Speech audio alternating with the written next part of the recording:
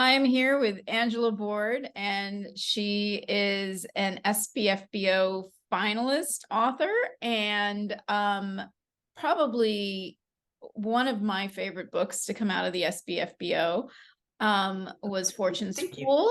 And I know she's written some other absolutely fantastic books, and I love her writing, one of the best writers that I'm aware of. So I'm super excited to talk to her, and here we are with Glasgow 2024, Meet the Author. So, Angela, where are you based? I am in northern Mississippi, kind of in the Memphis metro area. So it's kind of, people don't really know how long Tennessee is, and so they're not quite sure. Sometimes everybody's heard of Memphis, usually because of music and all of that, but it's at the corner of Tennessee.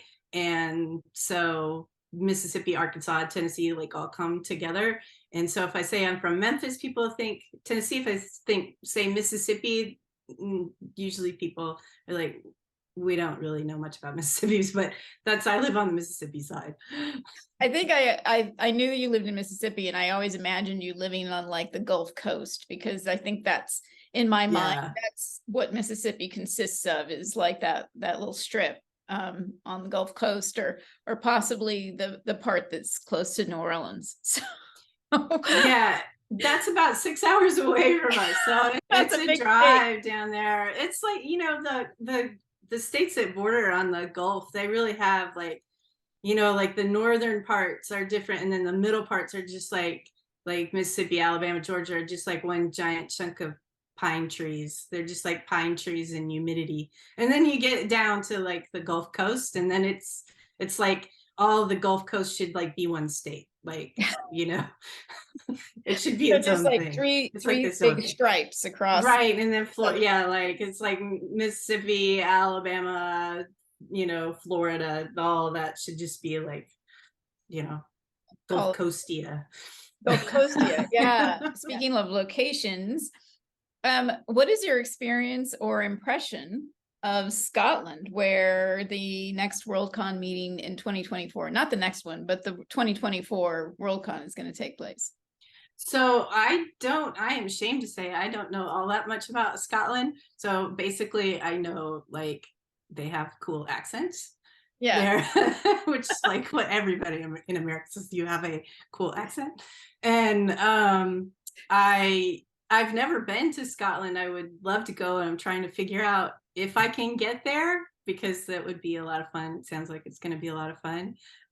So basically I just know what I know from like books and TV, that it's, you know, the weather is kind of misty, and I do know that they have mountains there, because I grew up in Tennessee, in Middle Tennessee, kind of in the Appalachian foothills, and a lot of people in that area and in the Appalachians have their ancestors, the people who came over and settled in the United States in that area, were from Scotland. Mm-hmm. And I do know that sometimes the Smokies and the Appalachians are a little bit similar in geography to like places in Scotland.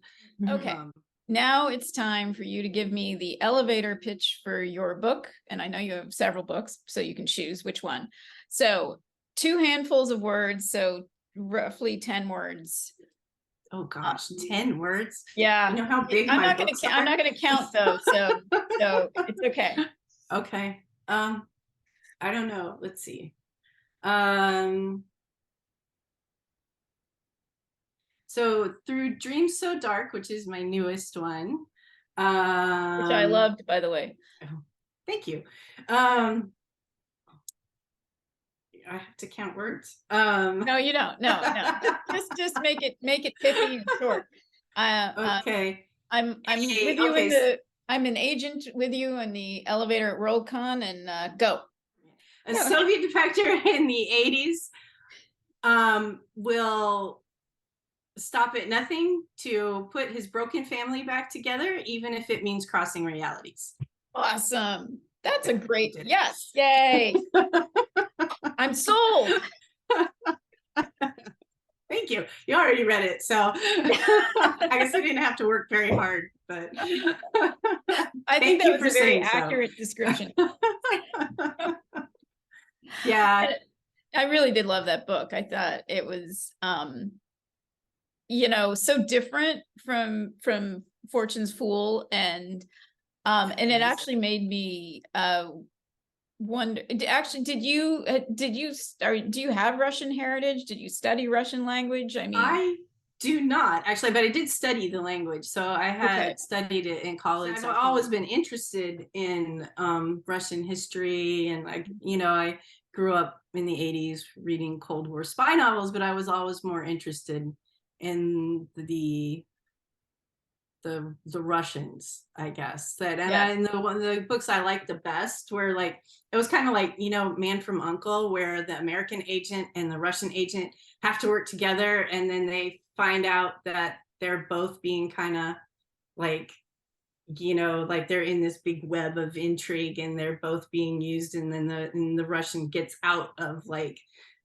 being, tormented by the KGB or like whatever, and, Right. and everything works out in the end, and they solve mystery and stuff like that. So Yeah, you got some little bit of elements of spy stuff in Dreams So Dark too. So that is it was a really, really cool mishmash of 80s college life, and as someone who was in college in the 80s, it felt very familiar. Yeah, I guess I technically I went to, like, I was in college in the early 90s, but Yeah, in high school in the 80s, but the characters a little bit older than me, but not enough to make any difference. yeah, no, it felt very, very real and very true to me. And dorm life, and then like going into the fantasy world was very cool too, very original and awesome book. Okay, we got to move on. What's your favorite ice cream flavor? Oh, that is tough. I have just found a white chocolate raspberry that I like a lot, but I have to do non-dairy ice creams most of the time because dairy is not nice to me. So the non-dairy ice cream that I like the best is salted caramel chocolate. It's an oat milk ice cream. So that's my favorite though. Oh, that sounds delish. Okay. Yeah. All right. Now,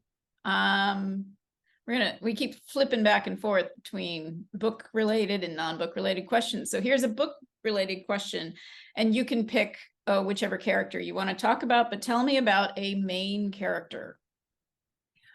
Okay. Well, since I did the elevator pitch for Through Dreams So Dark, I guess I'll do Fortune's Fool for the main character. And the main character of Fortune's Fool is Kira Daliente. And she has had a tough past, and which has left her with missing an arm, which has been replaced by a magical metal arm. And has led to her kind of disguising herself as a man and fighting as a mercenary, away from her, in exile, kind of from her home. And when the book starts, she's coming back to look for the man that she loves, who made her arm, who everybody thinks is dead. So she's kind of one of my beta readers described her as relentless, and that's pretty much sums her up.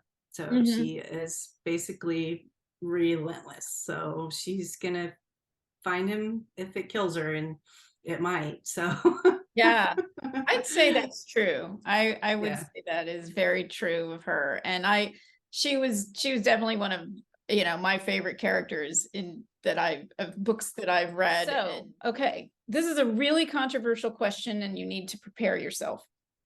Okay. Star Trek or Star Wars? Oh.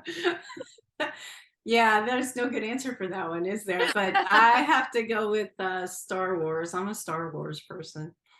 Now you have I like Star Trek, but yeah. You have to say why. And so okay, I have to say why. All right, so Star Wars, probably because I started watching it when it's like, it came out when I was like a little kid, And then it was like Empire was one of the first, like, not like Disney movies that I saw in the theater. And I just like the space opera and the whole giant universe. It's basically fantasy in space. And that's what gets me, you know. And plus I liked Han Solo. Like nobody else can really nobody in Star Trek can compete with Han Solo, so that's why. Have you ever attended a Worldcon before? I have attended 3 of them, but a long time ago, back in, like, I think the last one I was San Jose in 2002. I think it was 2002. But yeah, it was before I started having all my kids, and they're bunched up in the middle. I only had 2 kids then. They were little. How many kids do you have for the audience? 9. I have 9. 9 kids. Wow. And just one set of twins in that? Just one set of twins. Yeah, just one set of twins. When one kid is, you know, like, you're trying to deal with kids who are like in their teens and early 20s, and also like my youngest is 7 and she's disabled. She has Down syndrome. That's a big spread. So trying to take care of everybody's needs as a mom is kind of hard. But yeah. There's never a dull moment, though.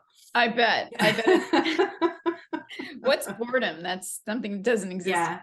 No, not in my house. All right. Well, what inspires you to write? I've been writing since I was 11. And so it's just the thing I do, because I have a bunch of people in my head and stories in my head that want to come out. But I think probably the thing that most inspires me to want to get out and to write are other books, you know, like other people's stories or nonfiction books, or just, I love reading, and I've always loved reading. And I think that when you've got like all those stories banging around your head and stuff, and then your own kind of come in, that makes me want to sit down and go, yeah, I want to be part of that conversation. I want to be part of that whole thing where these people in my head can be out, and I can hand them to other people, and other people can meet them too, and I get to meet other people's people. And all right, next question. What is your favorite band or type of music? That changes. Like Spotify tells me that I like, my favorite genre from last year was Stomp and Holler, which I didn't even know was a genre. But I guess it's what I like. I like a lot of it's kind of like folk, acoustic, indie, alt rock, singer songwriter, bluesy stuff, kind of. Cool. So who's a band? Well, when I'm writing, I listen to a lot of the same artists on replay, like, because I like lyrics and I like emotions in the songs, but they have to go away in the back of my head. And so one of the singer-songwriters I like is Matt Nathanson, and I don't know why I could only listen to his songs when I was writing Fortune's Fool, and now I'm working on Fool's Promise, so I'm going back to him a little bit. But he kind of writes kind of like bittersweet kind of love songs and stuff like that, and so I think nice. That's so it's mood setting. Yeah. So when you write Fortune's Fool, you don't listen to like 15th century lute music? No, I don't, because Kira was always like female, fronted grunge. Yeah. Like, I listened to a lot of the band Garbage, and so when I switch over to her, that's what I do, because that's kind of who she is. She's like, if she could have a band, it would definitely be grunge. I can totally see her in the plaid shirt. So yeah, and the mini skirt. That was like